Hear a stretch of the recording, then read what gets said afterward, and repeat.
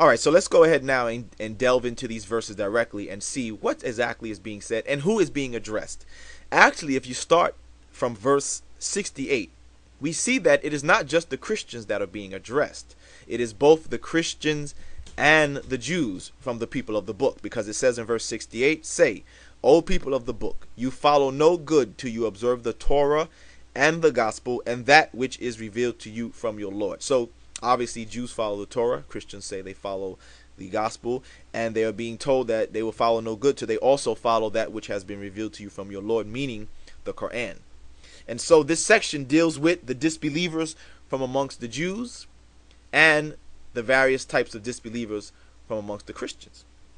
And so the main subject matter when it comes to dealing with Jesus, if we start actually at verse 72, it says, certainly they disbelieve who say Allah, he is the Messiah, son of Mary. So the first thing that's being addressed here when we get to these verses here is that God is not Jesus, or Jesus is not God. So as we see, nowhere is Mary referred to in this verse as being a member of the Trinity or as being God or any such thing. This verse is just dealing with the claim of those who disbelieve, who say that Jesus is God. So here Allah is dealing with the issue of Jesus, who he is. Who is Jesus? He's not God here. Then in the next verse, it's separate from the previous verse. Now the next verse addresses a different claim of those who disbelieve, those who say that God is three. You see? So here Allah is addressing different issues. They're not all meant to be compiled to be talking about the Trinity. As we saw, 572 is addressing the issue of who is Jesus. Jesus is claimed to be God, and Allah is clearing that up, that Jesus is not God. Then in 573, Allah addresses another issue now, which is the issue of those who claim that God is three. Notice each of the verses starts off, certainly they disbelieve who say this. Then again, showing that he's addressing another group of people who make different claims, certainly they disbelieve who say Allah's third of three. You see? Yet what Nakdimon did, mistakenly, is combine the verses to make it appear in his own mind that all of the verses together are referring to the Trinity, when that is not the case. These are addressing different issues from the people of the book. Okay? Some of the people of the book claim that Jesus is God. Some claim that God is three. You see? And so the overall issue that's being addressed is that Jesus is not God, as we'll see.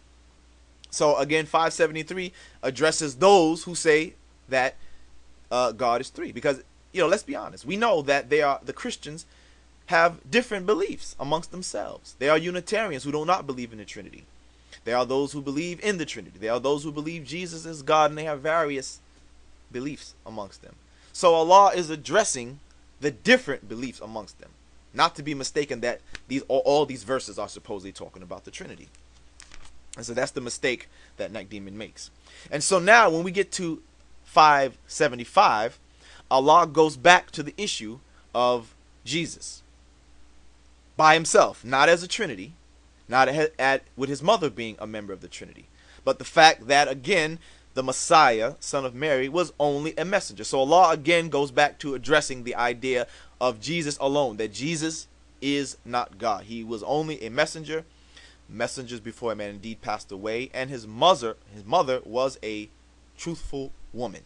Now Nakdimon takes issue with this discussion about Jesus' mother being a truthful woman, saying that, well, why would Allah say that, if according to, he says my interpretation, when Christians never claim that? No, your argument is bogus here, Nakdimon, because you fail to realize that it is no issue for Allah to state an obvious truth, or a truth that has already been confirmed amongst the people. For example, he tells Muhammad himself something that Muhammad already knows.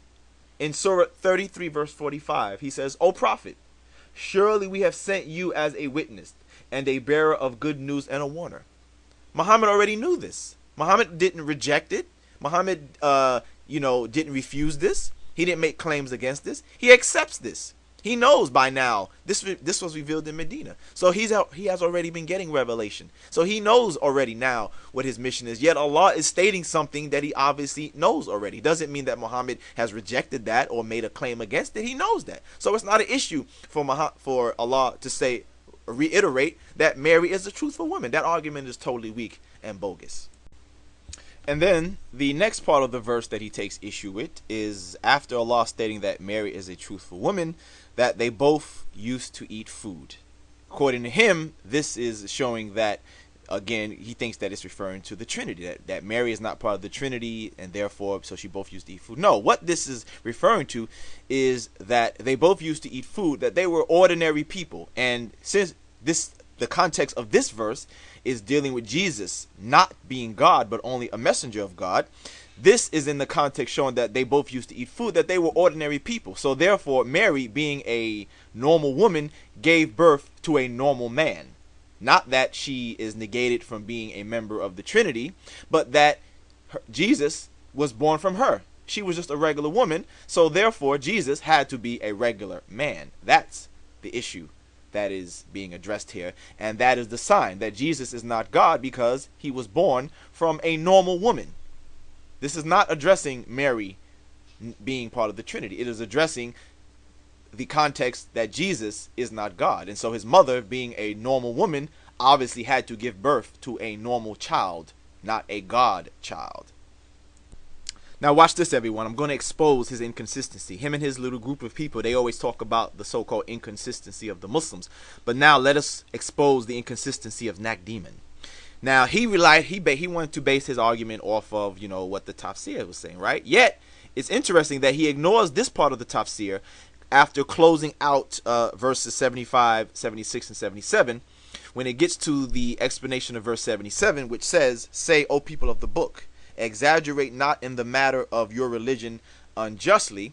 The tafsir of Ibn Kathir says that this meant, do not exceed the limits concerning the truth and exaggeration in praising whom you are commanded to honor.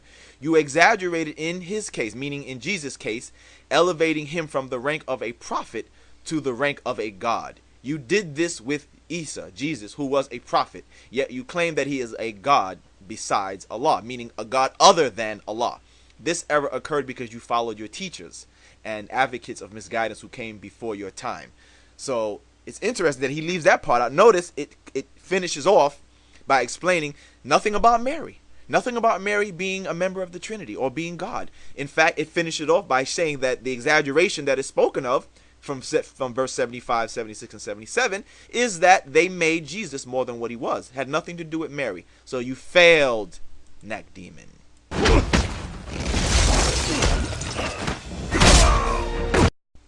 Now, at the end of his video, he asks for an explanation from Allah or from the messenger. As I stated before, there is nothing where Muhammad explains this verse to mean that it is the Trinity is including Mary. And nowhere is Allah saying that.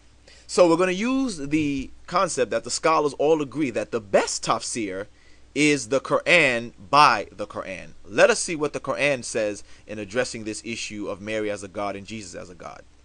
When we turn to chapter 5, verse 116, where now Allah does address the idea of Jesus being taken as a God and Mary being taken as a God, what does Allah say here? It says, "And when Allah will say, O Jesus, son of Mary, did you say to men, take me and my mother for two gods besides Allah?" Not including Allah, but besides Allah. Besides with an S means other than.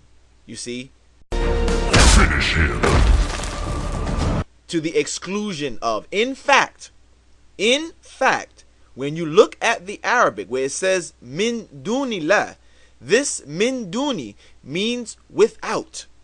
So in other words, the Arabic text is actually saying that they have, do you take Jesus or his mother for two gods without Allah? So Allah is clearly showing that he does not claim that the Trinity consists of him, Mary, and Jesus. In fact, he says the opposite, that they have taken them as two gods, excluding him.